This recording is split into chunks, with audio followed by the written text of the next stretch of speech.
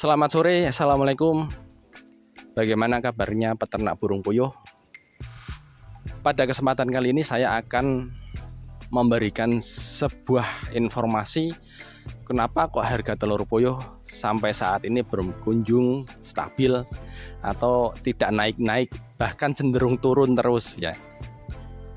Sebelumnya untuk kalian yang baru pertama kali melihat video saya, subscribe, komen, dan kalau perlu di-share agar teman-teman kalian mendapatkan semua informasi tentang peternakan puyuh. Akan saya bahas peternakan puyuh dari A sampai Z, dari pakan, kandang, sampai pemasaran. Kalau perlu nanti kalian saya ajak ke pasar. Pada kondisi saat ini memang harga telur belum naik, bahkan cenderung turun ya. Dikarenakan kalian tahu sendiri pada saat ini adalah kondisi menjelang pemilu. Sedangkan kondisi menjelang pemilu itu para pembuat kebijakan di atas ya, para pembuat kebijakan di atas itu masih menunggu momentum, masih menunggu pengumuman. Ini proyek-proyek strategis ini mau saya lepas kepada siapa? Kepada orangnya Anies kah? Kepada orangnya Prabowo kah? Atau kepada orangnya Ganjar? Nah, karena mau tidak mau, suka tidak suka, memang politik itu sangat berpengaruh terhadap perekonomian para pengusaha makro ya.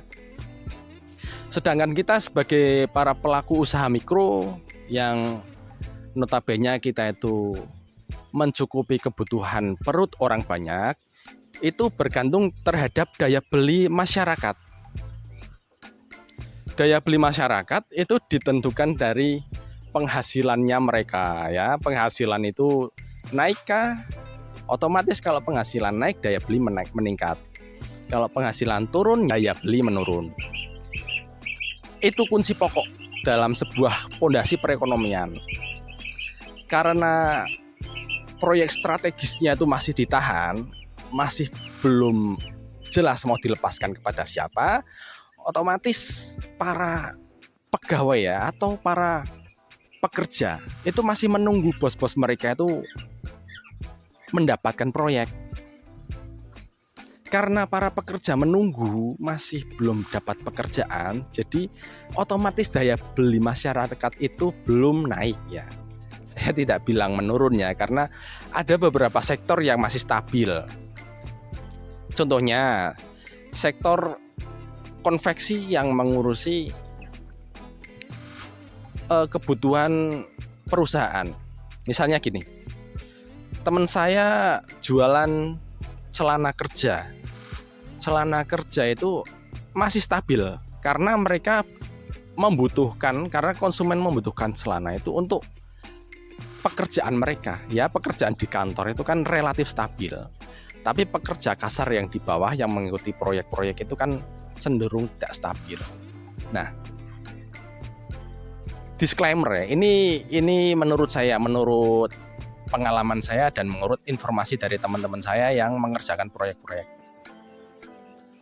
Teman saya itu mau minta proyek kepada rekanan itu masih ditahan karena belum tahu ini proyeknya harus dilepas kemana. Kemudian berdampak kepada karyawan-karyawan mereka yang menganggur. Otomatis setelah nyambung ke sana, kita sebagai peternak juga mendapat efek yang tidak langsung ya. Daya beli menurun. Padahal pada kondisi saat ini kita tahu Jakarta belum banjir, masih normal-normal saja. Kalau pagi pasar ya masih buka, tidak ada hujan yang serius yang menyebabkan pasar sepi, tapi daya beli masyarakat memang sedang menurun. Jadi apalagi kalau semisal ya pada kondisi saat ini Jakarta banjir, telur yang dari Jawa Timur mau ke barat belum bisa. Wah, itu pasti sangat luar biasa kok dampaknya ya teman-teman. Kemudian langkah-langkah yang harus diambil sebagai peternak itu apa? Kalau saya sendiri ya, saya sudah mengurangi populasi semenjak 1 bulan yang lalu. Jadi ada beberapa puyuh yang umurnya sudah agak tua, sampai umur yang tua itu saya potong.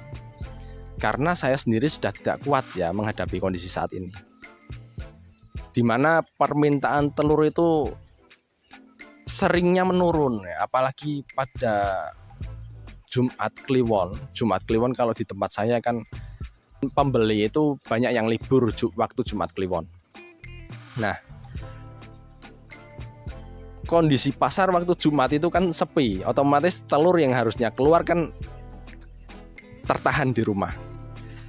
Hari Sabtu, Minggu, Senin, Selasa, Rabu, Kamis masih lancar, ada yang menurun. Itu otomatis kan telur itu karena produksi stabil, yang telur tadinya harusnya kondisi pasar stabil itu menumpuk di rumah. Mau nggak mau saya sebagai peternak ya harus mengurangi populasi. Kemudian bagi kalian peternak itu lihat juga kondisinya. Kalau umur puyuh kalian sudah di atas 5 bulan, itu sudah BEP, kalian sudah tidak kuat menghadapi kondisi saat ini, apalagi pakannya yang meningkat 2 kali. Pakan sudah naik 2 kali ya di tempat saya. Bagi konsumen New Hope Tangerang atau New Hope Cirebon, kalau nggak salah Cirebon atau Tangerang itu produknya P100 itu harganya kan sudah naik 400 totalnya. Yang kemarin 200, yang ini mau naik lagi 200. Jadi total itu naik 20.000 per karung. Kemudian kalau saya sih untung ya, pakan saya itu cuma naik 10.000 per karung. Nah, bagi kalian yang sudah tidak kuat, kemudian kalian harus mengambil langkah-langkah strategis untuk menyelamatkan kehidupan kalian, yaitu ya ternak kalian itu umurnya sudah berapa bulan. Kalau umurnya sudah lebih dari 5 bulan, itu menurut perhitungan saya itu harusnya sudah mencapai break even point atau sudah balik modal ya. Jadi kalau sudah tidak kuat ya ini ya, potong saja nggak apa-apa. Dipotong, uangnya ditabung, disimpan. Kemudian dimulai lagi ketika sudah ditentukan presidennya siapa. Apalagi ini kalau misalnya mencapai 2 putaran, jadi lama lagi. Kalau 1 putaran sudah selesai, nanti kan sudah stabil lagi, proyek sudah dilepas kepada siapa-siapa. Karena mau nggak mau, secara politis itu kondisi perekonomian makro itu berpengaruh. Bos-bos besar itu kan yang mendanai kampanye ini, mendanai kampanye itu kan nanti kan membutuhkan imbal balik. Imbal baliknya kan seperti itu ya. Ini untuk intermezzo kalian agar tahu kondisi negara itu seperti apa. Sekian dari saya, semoga video kali ini bisa menambah sedikit wawasan kalian agar lebih berhati-hati dalam menjalankan usaha.